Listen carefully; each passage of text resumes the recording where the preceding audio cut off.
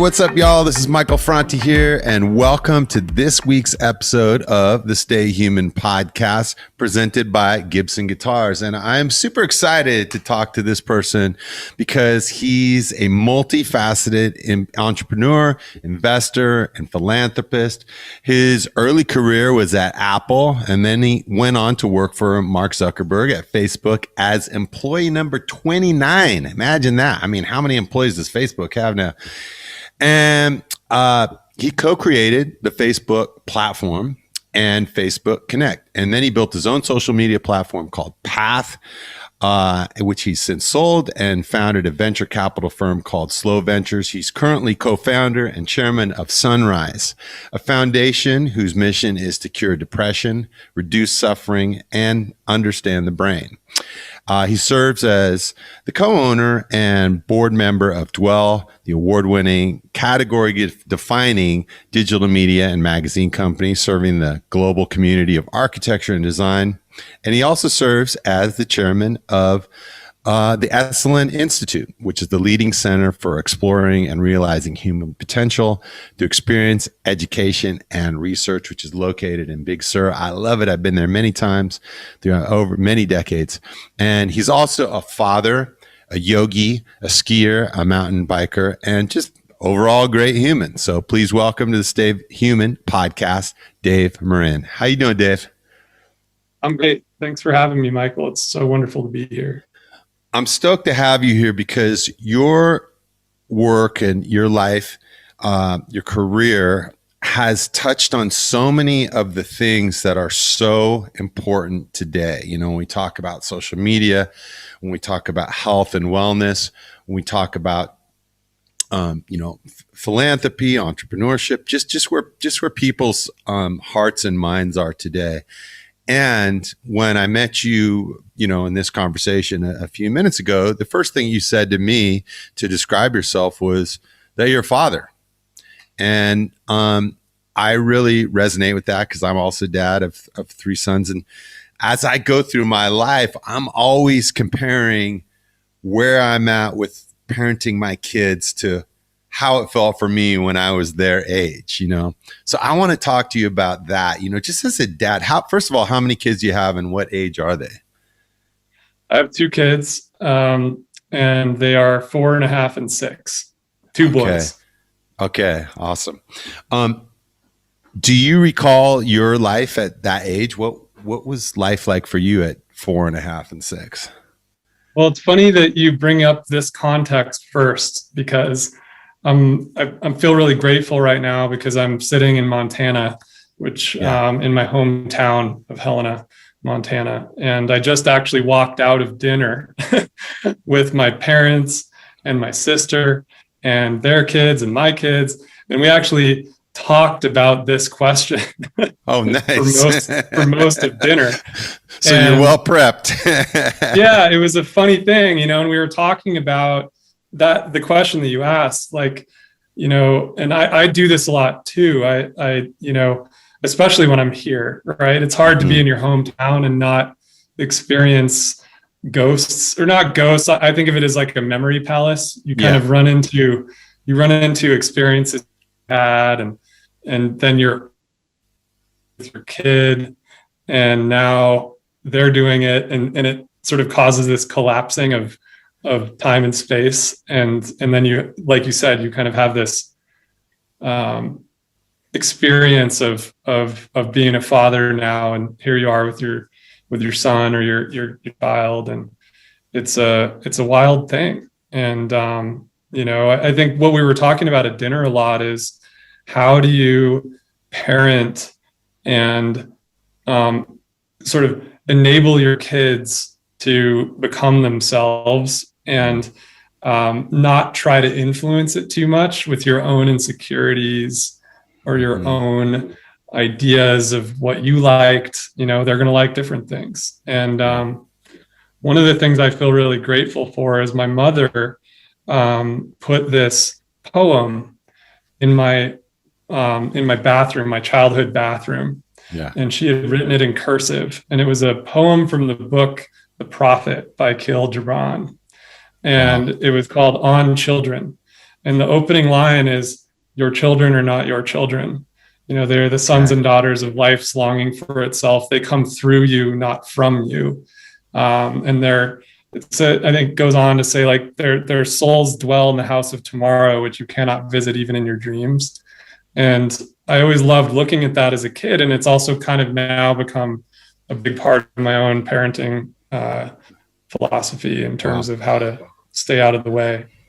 Contrast that by the poem in my bathroom from my mom, which was, "If you sprinkle when you tinkle, be a sweetie and wipe the seedy."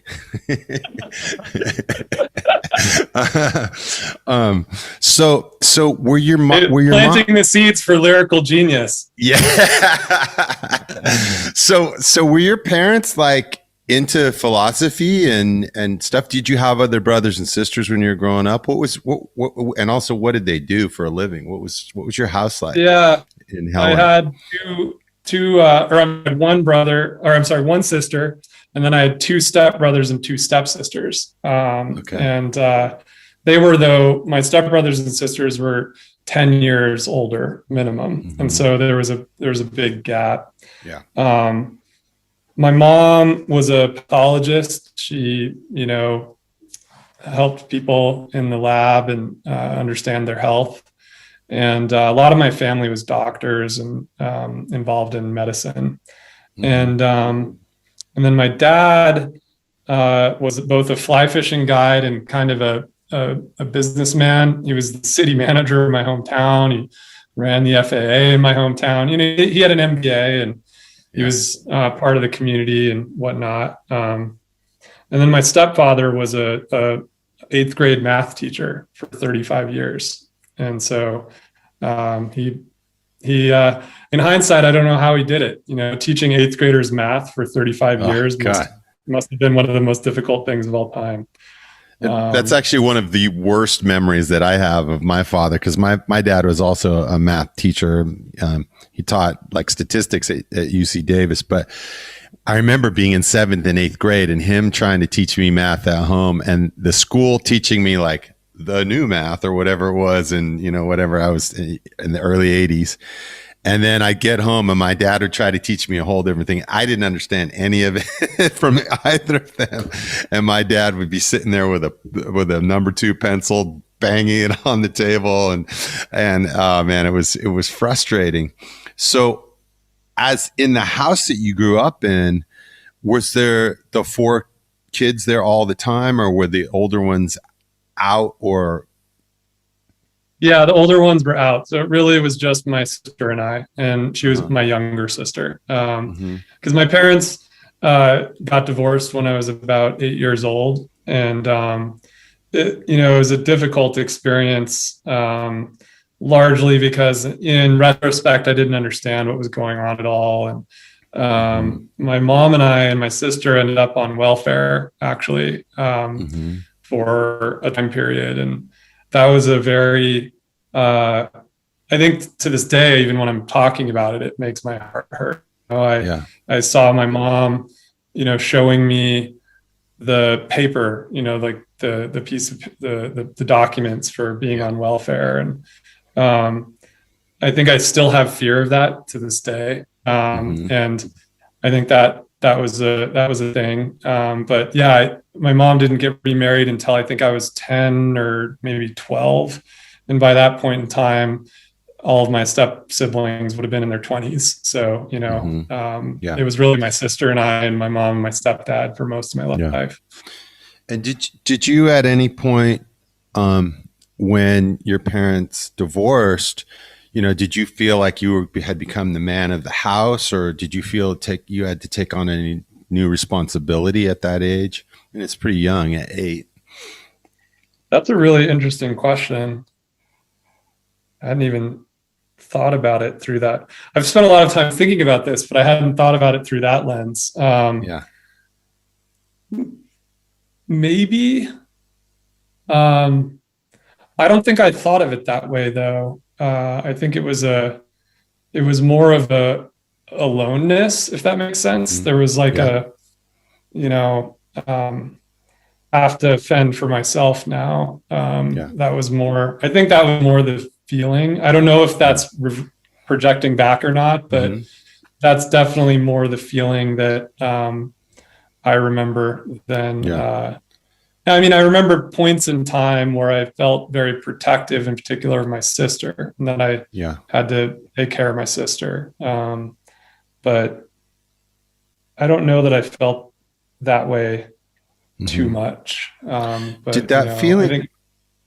Did that feeling of aloneness stay with you as you grew up and went through, your adolescence and into high school? Did you always carry that with you? Because that's something that really resonates with me. My parents, first of all, I was adopted into a family of, there was 5 kids. I was one of 2 brown kids, and there was 3 white kids in the house. And it was like this, one sister's a lesbian, one brother's a police officer. My mom was a school teacher, and there's 5 kids. And it was this very big family. We had a lot of things, a lot of people there and a lot of personalities, but I always felt alone. And that feeling of loneliness has followed me. And especially as we got into, I don't want to jump too far ahead, but as we got into the quarantine time and feeling this sense of isolation again as we're quarantining, even though I'm with my family and the people that I love the most, this like whole idea of loneliness and isolation has come up again in my life. And it's raised my anxiety levels. It's dipped me into depression at times. And so that makes total sense to me. I want to know from that time as a kid, like, did you feel that loneliness throughout your childhood? Yeah, I think it is and has been a driving factor in my life in a lot of ways. And I think it was almost double. It was doubly.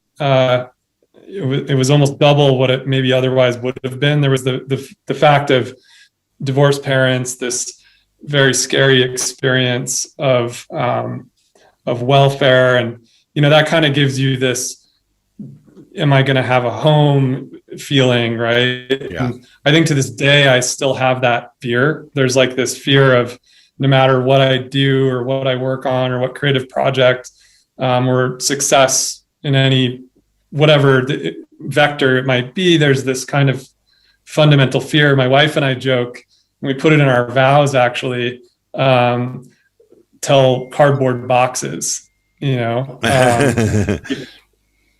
I think that says it, right? There's this sort of fear that if that happens, and so I think that happened. And I think that loneliness followed me. And I think it was doubly because I also felt very different from other kids as a kid. And it was right around that same time period. I was in first grade, second grade, third grade. And I now understand it a little bit better than I did back then. But, I always felt like an other in school. And I think it was largely because I had a somewhat different brain, which I now understand a lot better through even a lot of the research stuff I've done the last few years, but I didn't know that at the time. And I just felt different than the other kids. And that wasn't always the best thing on the playground. And that's been a persistent thing. I think, this loneliness, and we could get into the pandemic, but I definitely reflect the same thing. I've been through these waves where I'll be fine. And then, you're still surrounded by family and all this. There's a lot of great that's come from all of this, but the lonely times have been really lonely. Yeah. So then you're going through high school. At what point did you start to find like this, I guess, for lack of a better word, ambition? Like, maybe there's something that I want to do in the world. Maybe there's ideas that I have that I could bring to life. Did that come to you at all when you're in high school, or is it later on? Or there was this one. There were 2 things. I was really lucky in that my grandfather, who was my mom's dad, was this really interesting character. He was a doctor. He grew up on the East Coast. His family is very interesting. It was like this East Coast family. The fact that he ended up in Montana doesn't make any sense if you hear his life story. But he his like ancestors came over on the Mayflower, and like, Wow. it's like this crazy East Coast story. But then he went into the military in World War II and learned how to be a doctor that jumps out of airplanes. And so he got stationed in the West to try to save people who were dying in the wilderness, because he was a guy who could jump out of airplanes as a doctor. Wow. It's like, that's how my family ended up in Montana. And he was this interesting character who was kind of, it's just sorry to interrupt, but I could see like a Netflix series about this guy. Yeah, it's interesting. He, if you've ever seen the movie A River Runs Through It, totally, Norman McLean and my grandfather were fraternity brothers at Dartmouth. Okay. And there's Norman McLean wrote another book called Young Men and Fire, which is about these firemen in Montana that died in this horrible forest fire. And my grandfather actually jumped out of a plane to try to save them in the forest fire. And it's like a whole thing. I think they made it into a TV series or something, but that's as close as it's come. Okay. The reason that I bring him up is that I think he gave me a worldly view that you otherwise wouldn't get being a kid living in Montana. And he had a computer at his house, a Macintosh.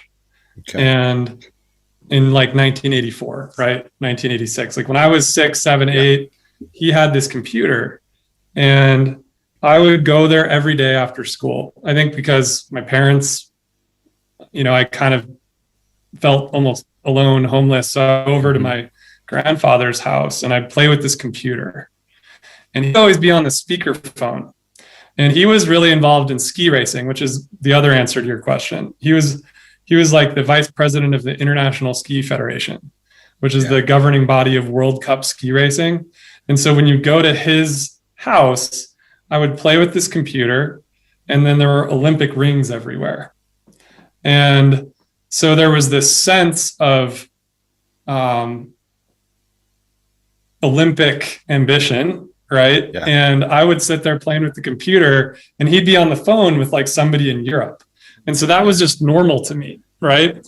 And my resolute answer to your question is, I fell deeply in love with the internet as soon as it arrived. Like as soon as I was already very good with computers from a very young age. Like I was programming computers. I was teaching classes to my teachers in 4th grade. And I really loved computers and making things with computers. And I would just make things and make games and make, whatever I could make with the computer. I just liked it. And when the internet happened, something happened in my mind. Like it just all made sense to me. And so I kind of started making internet things as soon as like AOL and Prodigy and CompuServe. And I mean, if there's an internet community, IRC, FTP, Gopher, all of the things, I was sort of on it and trying to figure it out. And I had this experience even very young of connecting up to these servers, and these servers were in Hawaii or somewhere else, and you're chatting with somebody in the other part of the world. And this really, I think, kind of colored my worldview, even though I was from this small town in Montana where nobody even knew what that was. And so here's this kid who's very alone at school, but has this almost superpower of knowing how to use this internet thing. And I think that was really it. Wow. So I could see how, just that excitement about the technology, but also how your, feeling of isolation and loneliness, and then feeling of connectedness through these social platforms could really drive you. And at what point did you, I guess, get into, professionally? Did you go to university after high school, or what was your? I went to school in Boulder. So I went to, the University of Colorado. Mm-hmm. I really fell in love with Boulder for all the reasons people love Boulder, Absolutely. You drive into Boulder and the Flatiron Mountains, and the schools, just the vibe is just different than what you experience anywhere, right? And so I went there, and I was a huge ski racer. So I ended up a really quite top ranked ski racer. I was very good. So Boulder was like this intersection of like the kind of culture that I love, and then skiing and winter mountain culture, right? And I went there, and my freshman year actually was really the year that all of this kind of accelerated. I had by my senior year in high school, all my friends were working in retail jobs and at Taco Bell or whatever. College jobs. I had gotten a job working at the Department of Health and Human Services because I knew how to build Oracle databases and do internet stuff. And so I'm like working in the state government, making at the time $10 an hour, but that was $5 more per hour than anybody my age was making. So I thought I was living, right? And by the time I went to college, I had like learned enough about building internet things that I had a website up, and people were calling my dorm room and asking me to build stuff for them on the internet. And so I didn't know anything about business. I didn't know what entrepreneurship was or what a sole proprietorship is or any of this stuff. I just knew there were people calling my dorm room because I put a website up that I knew how to build internet software. And they were offering me amounts of money to do that people from up here could never even imagine, right? Yeah. Like they were like, I'll pay you $5,000 to build me a website. And I could do that in a weekend. And so, my friends here would be saving for an entire year to buy a car, or something for a couple $1,000s. And here I was able to use this passion and skill set that I had to make creative things on the internet and make really good money. And I had actually chosen to go to Boulder even though my parents didn't have the money to send me, and my grandfather had actually said he would help. But the year I went down there, he had a heart attack, and I lost all of the funding for my college. So I'd already moved to Boulder, and I lost the funding. And here I am, getting calls to do things, and I didn't know anything about how to build a business. So I just kind of went down to the entrepreneurship school in Boulder at CU and started learning things, and I learned about what a business is and how to build it. And, you can buy really nice computers and you can expense them. Oh, that makes me have better creative tools, right? And there's all this stuff that I started to learn. And I can say I hook, line, and sinker within my freshman year of college, fell completely in love with entrepreneurship because it was just like, it was like freedom. Yeah. And that, you had total control over your own destiny. It wasn't a job, right? It was like this, almost, it was a lifestyle. And so how did you go back to class after that? Did it make school be tough because you're already doing what you're doing and you've got this passion and now I've got to go take a class that I hate or something, or was school still exciting, engaging to you? School's always been tough for me. And in hindsight, I now understand it a lot better than I did then. I have some form of ADD, if that's what you want to call what that is. I have a different brain. And there are things I'm extremely good at. And then there are things that if you ask me to do them, I'm going to fail the class. And this is what my transcript looks like. If the class involved rote memorization, I just failed.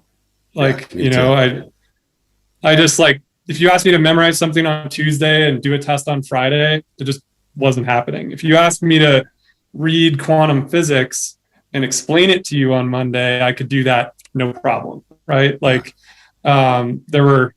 Do creative things, there are many things that people were like, you're gifted, right? And it was always very difficult for me because, to your exact question, there were classes I would go to and I really loved, but most classes I would go to, they were kind of nothing to me. And I just tried as hard as I could, but it was very frustrating in a lot of ways. And so I mostly ignored them and I focused on learning entrepreneurship. to your point, like I just, all of my time learning about this thing, building internet stuff, it was HTML and CSS, and then it was Flash, and then it was, all these different sort of MP3s and, tons of different things over the years. Right. And I just would always, those were the things that fascinated me. And so I just kept creating things on the internet, and in a way it was a practice. I just kept doing it. And that was what really made me the most, happy. And I think did that you take pulled you it out to... a minute ago. Yeah, go ahead. Go ahead. No, you finish. Yeah, I think there was something really deeply, I really believed in the internet. Like I don't, where we are today with the internet is very different than what it was like back then.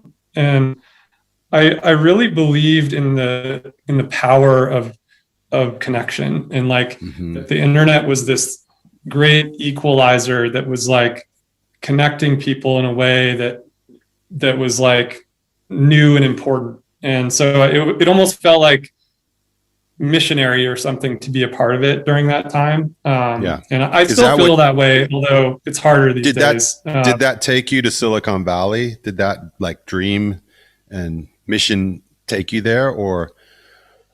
No, actually. When you grow up in Montana, people have these license plate holders or these bumper stickers that look like a Forest Service sign, and they say open season. And in Montana, they like change that for like which hunting season it is, and they say Californians, right? On the bumper sticker. And so when you grow up here, California is not a place you move, right? Californians are the people that come and ruin Montana, right? And it never even occurred to me. And I knew it was this place where, like, sort of like if you're into music or film, you move to Hollywood. I knew it was kind of like that, but it wasn't ever a thing. Like I didn't dream of it or anything.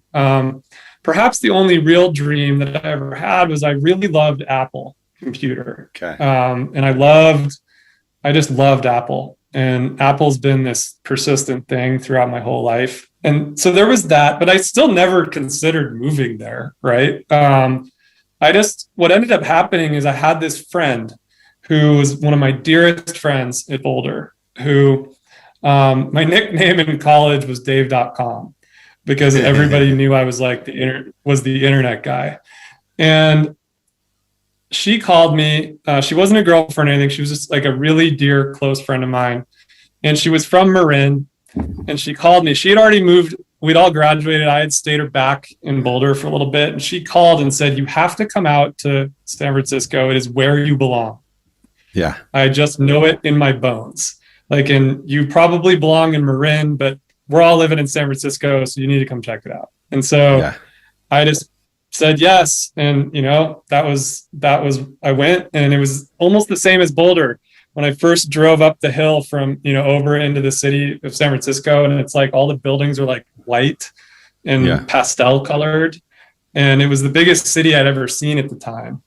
And I remember having this like fear, like, where have I gone? Like, where am I? Like, this is so overwhelmingly huge, which is kind of funny in hindsight now that I've seen like Jakarta. But anyway, I went and I saw it, and I did fall in love. And so I decided to move out there without a job. And I figured that, at that point I was thinking, I'm an internet entrepreneur. This is where all my people are. So I must be able to figure it out. But I didn't have a job, but a few of my friends were moving there. And so I decided to go with them. And so that was how I got it. That was how I ended up in Silicon Valley in 2003, which was the world's worst time to move there. I really want to get into the work that you do with Sunrise, but I don't want to just skip over this chapter of your life because I feel like it's kind of important. But if you could describe, like your work with, Facebook, and, Apple, and how did you how did that lead you eventually to thinking like, man, maybe there's more in the world. I'm really interested in wellness and improving people's lives and finding cure for depression and reduce suffering. I think that when I got to the Valley, it was this interesting time. You could fit everybody working in the internet in one room, right? Like it was like we were weird in San Francisco at the time, right? Like we're just saying something, right? Like that's really saying something. In a city of weirdos. Yeah. I didn't totally understand that until later, but like, there weren't that many of us. We were kind of nerds. Like it was an interesting time. And I got really lucky. I had known this person who worked at Apple and was one of the vice presidents there. His name is John Couch, and he was running the education division at Apple. I started taking him to lunch and taking other people I knew from Apple to lunch because everybody that had moved to the Bay at that point in time could not get a job. Everybody was working in a bar or somewhere. And so it was just an economic disaster after the .com crash. And, it didn't matter if you had internet skills, nobody was hiring. And I really think to some extent I got really lucky. I also really pushed to go to lunch and do this thing. And so in October of the year I moved out there, I ended up this guy, John, saying, come interview. And I did 13 interviews in one day. And I got the job. And so I got to go work at Apple. And it was during right before iTunes and the iPod and, Steve and all this stuff. And we had like 2% market share, right? Like when I got there, we literally couldn't sell the iPod to anyone. And the first thing, nobody remembers this, right? Like we didn't have the iTunes music store. Like, we were doing things like giving iPods away to all the students at Duke so that they would like maybe put their classes on it. There were all these things going on, and I got to work with Steve. I got to work on really interesting projects. And I suppose the most important story to make this chapter shorter is that halfway through working at Apple, I was obsessed and in love with this idea of community on the internet. And I couldn't understand why we weren't doing more to get the students that used Apple computers to communicate with their computers and create community on the internet, because Apple's entire message was about creation, right? I would go into work every day.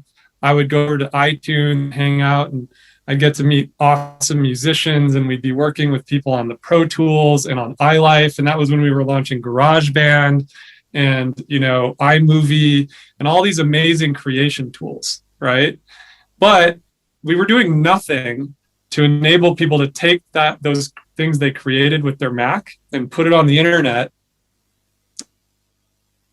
This is a funny thing to even say in hindsight, right? Yeah. But yeah. Apple had this technology called QuickTime, which at the time was mostly used in the porn industry and by extremely high-end film, right? And so I was like, why don't we create a community on the internet where students can upload what they make with their Mac to QuickTime?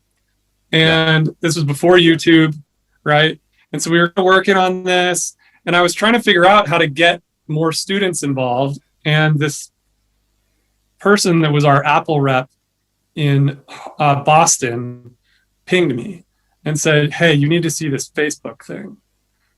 And I happen to have my .edu email address still. And so I logged into it. And the first day I saw it, I was like, this is going to change the world. And the reason why is I went on the Facebook profile, and in the middle of the profile above the fold was the AOL Instant Messenger screen name. And I was transported back to my dorm room freshman year of college and using AOL Instant Messenger, and how all of us used to talk about there's this network in there and we can't find each other. What if you could just find each other inside of this thing? And Facebook was like this thing that made that happen. And I was like, oh my God, this is going to like change everything. And there was MySpace and there was these other ones, but I don't know, there was just something about it. And so I immediately got on a plane and went and met with Mark and Dustin. And I became Facebook's first partner. And so the first group on Facebook, the first social media campaign ever was the Apple group. And I started paying them a subscription fee because, and this is kind of ironic in hindsight, they didn't want to do ads. I didn't want to do ads. I was like, I want a community. And so they created this group, and it went from 0 to 500,000 students in like a year. And this had Steve Jobs saying to me, what is this voodoo magic that you know? Like, how did you do this? Like, the biggest database we have is 50,000. You have 500,000 people somewhere like talking about Apple stuff. Like, I don't understand. And so this conversation started between Steve and I, which was like, figure out how to put this magic in Apple products. And so I got kind of the license. Once Steve gives you that license, you can kind of like go around and try to do things. And so that's what ultimately led me to actually going to Facebook, because we were trying to put the Facebook into the operating system. All of these metaphors that we use to do computing are kind of weird. They're like artifacts of the office environment, but really what I'm trying to do always with the computer is interact with another human. Yeah. And so we were trying to do that with Facebook by like pulling the address book out and all these kinds of things. And ultimately, I think I was too young and too much of a hot shot, didn't know how to communicate. And I couldn't get it done really at Apple. And so in the summer of 2006, Dustin Moskovitz, the co-founder of Facebook, he said to me, why don't you build this operating system idea over here? Let's turn Facebook into an operating system. And I was like, whoa. And so I left Apple and went to Facebook, and that's what we did. We took about 9 months and we turned Facebook into an operating system that anybody could build software on top of. And, same story. We launched it. We only had 100 people on it. And by the end of a year, 1 million developers in 180 countries everywhere in the world were building software for it. Everything from games to music apps. I don't know if you remember this app called iLike. They were doing music, and then on and on. And I built a second version of it called Facebook Connect, which still to this day you can use if you've ever logged into anything with your Facebook account or your Instagram account or any of that stuff. That's Facebook Connect. And that, that led to Spotify. I helped make the social features of Spotify using that stuff, and the Peloton bike, you can see who you're racing against, using Facebook Connect. So anywhere that your friends are on the internet was that. And so, all I say to people, and we can close that chapter, but it kind of was a shot out of a cannon. I think I lived many lifetimes in a very short period of time. We went from almost no employees to 2,000 employees, from 5 million users to 1 billion users.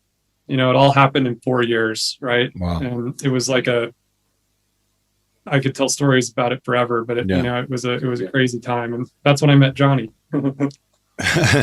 It really is an incredible history in there. I'm just salivating here, just hearing you just share even the little bit that you did, knowing that there are so many other stories about that time and the way that it's now affected the world. People are just beginning to sort of look at it and say, with a critical eye, what did all this stuff do, and where is it taking us, and how does it not only affect the world, politically, socially, all these things, but how does it make us feel as people? Yeah. And that's what I love about what it is that you do now. I had Jeff Orlowski on the podcast a few weeks ago, the director. The director of Social Dilemma. And we talked about this, like, how does it affect us, the way that we feel as people growing up? Because so many of these things intersect, we like to think of technology as this thing that's, somehow mechanized and it's over there. But at the end of the day, it's like what you said, it's about how people feel, how they connect with one another. And your work today with Sunrise, and dealing with depression and reducing suffering, and at Esalen, being about wellness, not just being a thing that, oh, I ate an organic salad, I went for a run 2 days ago, and I'm taking a yoga class today. It's not just about that. It's about, how do we feel every day? Are we living good lives? Are we showing up? Are we happy? So how does your experience from working at Facebook and creating all these platforms now, how does it inform what you do today? Yeah, I mean, I left Facebook in 2010 largely. People always ask me, didn't you know? Right. And, I know Jeff really well. I know Tristan very well. We at Esalen, we helped a lot with Social Dilemma. I was actually at the first meeting that led to the Social Dilemma. And it's, people always ask me, like, didn't you know? Right. Like, didn't you know that this thing was going to impact mental health? And I can say, like, with an extremely straight face, no, we had no idea. And we really, I was lucky. I was in the room where it happened, many of the rooms where it happened, right? And I had come from Apple, where Steve Jobs' vision was this notion of the bicycle for the mind. Yeah. That this is a tool that humans without a bicycle are somewhere in the middle of the stack, right? They're like the middle in terms of efficiency of locomotion. It's like the eagle and the cheetah are number one, right? But a human on a bicycle instantly goes to number one. So the difference between us and all other animals in the animal kingdom is that we're tool builders. Mm-hmm. And so the computer was always the bicycle for the mind. And if you had been at Facebook in 2005 to 2010, you would have been in a lot of meetings where there were a lot of extremely passionate people talking about what the world would be like when everyone has a voice, when the publishing industry doesn't control who gets to say what, right? That governments can't control that. That this is a superpower that we're giving, a social superpower, right? And I think that we really believe that. I still believe this is possible. But I think that there were things we didn't see, and I ended up leaving in 2010 largely because there were things that, I mostly felt my work was done on what I came to do. And I also really felt like Facebook was getting bigger and more focused on things that were less about closeness and more about the public, if that makes sense. Like, it was becoming more of a stadium or a town square than your dinner table at home. Mm-hmm. And so to your point about feeling, I started another social network called Path. And on Path, you could only have 150 friends maximum. And the reason is that there's tons of science, mostly done by an anthropologist called Robin Dunbar, that proves that the human brain can only maintain 150 stable, healthy, social connections. Yeah. And so really wanted to only focus on that.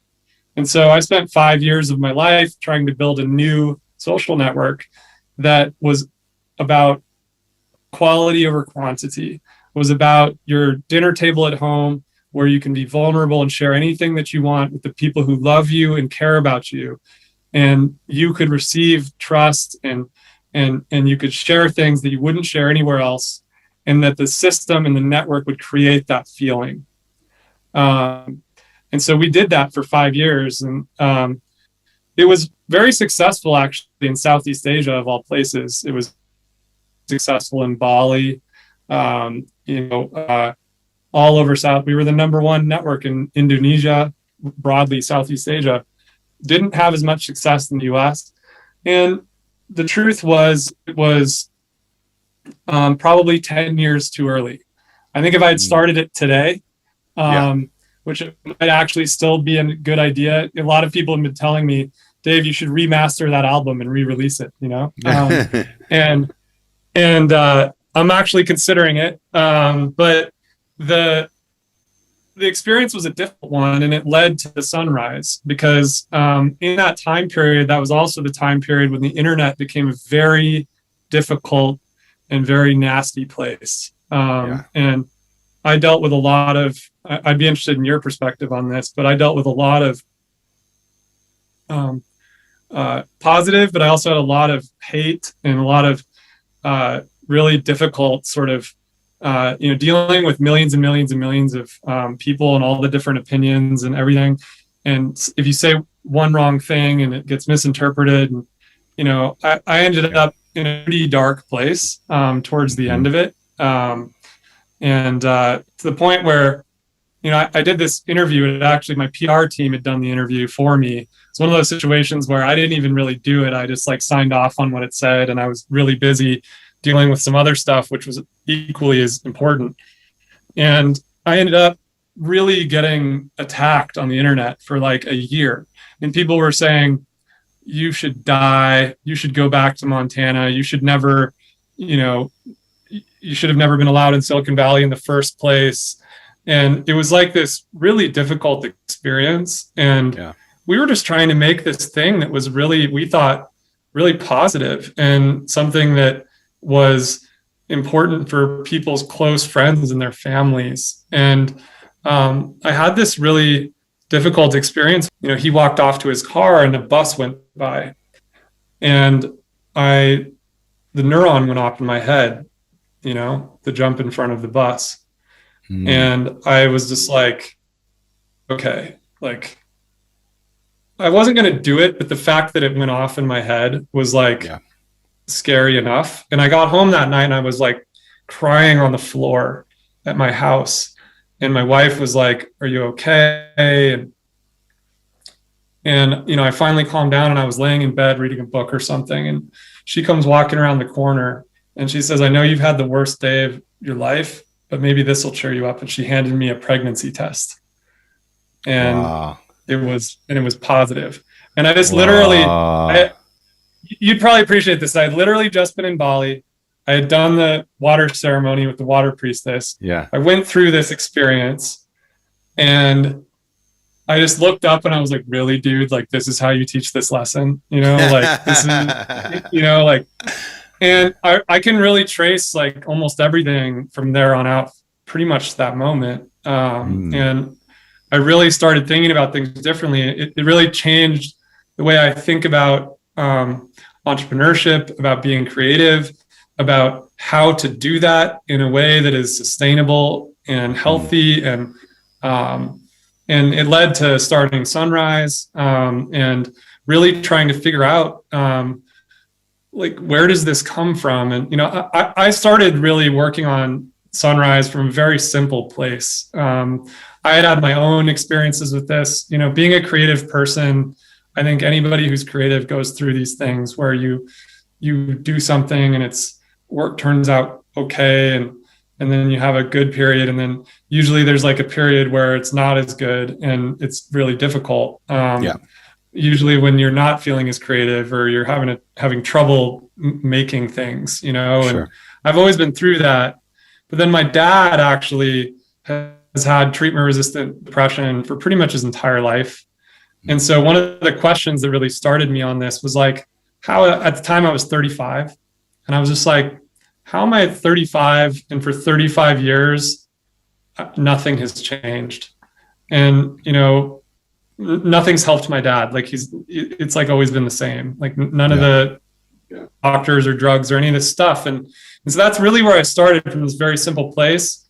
And with this I call it the master key, getting to work on Facebook means that I could open a lot of doors. And so I started very much on the science side of things. I just started meeting with neuroscientists and psychologists and people you and I know together, that, folks at UCLA and Johns Hopkins. And, very early on, people were like, "Are you studying psychedelics?" And, and all these things that I literally knew nothing about.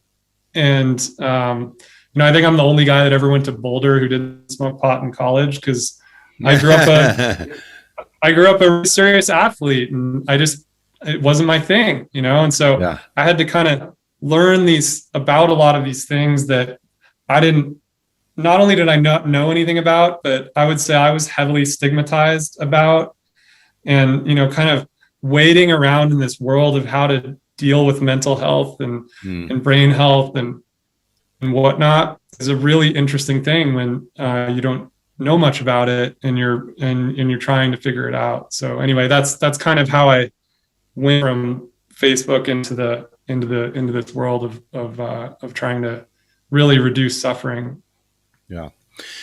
We're just about out of time here for this episode, Dave, but I would love to do this again and just go straight into the mental health work that you're doing, because as I kind of mentioned before, the quarantine has brought this up for so many of us. Like, it's for better and for worse, asked all of us to look inside and say, how are we showing up for our lives, our families, our communities, our country, our planet?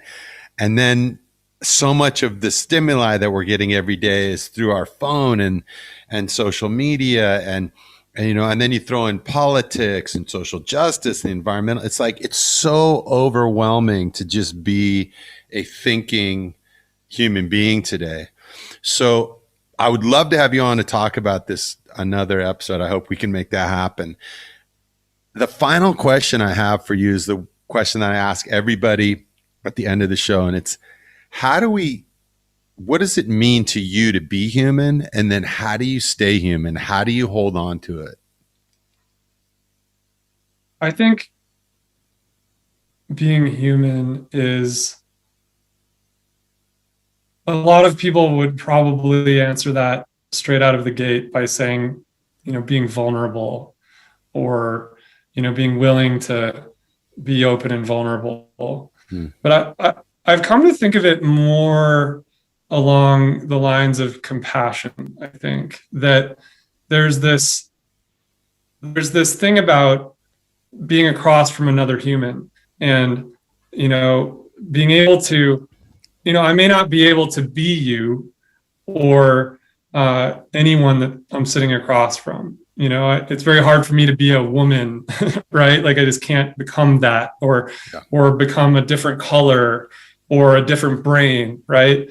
But I think there is something about trying to look through the other person's eyes, understand that they're probably made up of the same suffering that you are, and that theirs might be different, but can you try at least to increase your awareness to a level where you can feel that and sort of and hold that while you're with them. And I think there's something about being deeply inside of that's human that I think is the answer to the first part. And I think the second part for me, and I would love to do this again. I think there's so much we can talk about. And I didn't even get to talk to you about how much I admire you for everything that you're doing on this front. I mean, I've always loved your music. Your music is a huge part of what I'm about to say in terms of how I stay human. But to me, and not just your music, but your advocacy for this, I mean, it's been very vividly clear. There are people out there that care about this, but then there are people out there who care about this and have the ability to transmit that feeling to other people. And you're one of the few people on the planet that can do this in a way that makes me feel better, when I'm going through it, right? And I think that's a type of compassion which very few have the ability to do. And so for me, the thing that makes me, or I think the way I stay here really has become, and it's become, for me, it's yoga. And that might seem like a simple answer, but it's been something that since I started working on all of this, I was really science centric for the first, I think, because I come from technology. Yeah. But I also grew up deeply spiritual. And I've much more gone to the spiritual side of dealing with this. And I think that I can tell you point blank that if it were not for yoga, I don't know that the pandemic, this time period, would have been the same. I don't think I could have stayed human. I don't think like I could have stayed in it, right? Like the way that I've been able to, without a daily yoga practice. And for some people, that's sitting meditation, right? But for me, it's moving. Like I'm a moving meditator and I've got to move. And I think that that practice and that everyday increasing awareness and kind of learning how to experience myself and how I relate to others and where I'm at on any given day. I think that that's it. And it helps me in all aspects of everything that I do. And I think that's what comes up for me, at least initially. Awesome. Thanks, Dave. This has been really awesome just to hear your story, hear where you came from, hear how your passion for it's always been there for you, man. I don't know if you've known that throughout your whole life, but I see your passion for connection as being like the main source of everything that you've done. And now we need this more than ever. We need to feel that we can be connected in an authentic way. We need to feel like we can connect to our hearts and our spirits and our body and really be able to live happy lives. And that wellness, like as I said before, is more than just eating a salad. It's everything that makes us who we are. And so, man, thanks for being here today. Let's do this again and dive in a little deeper on it. This has been awesome. This has been our chat today with Dave Morin. And thank you, Gibson Guitars, for presenting this show. And we'll see y'all next week on the Stay Human podcast.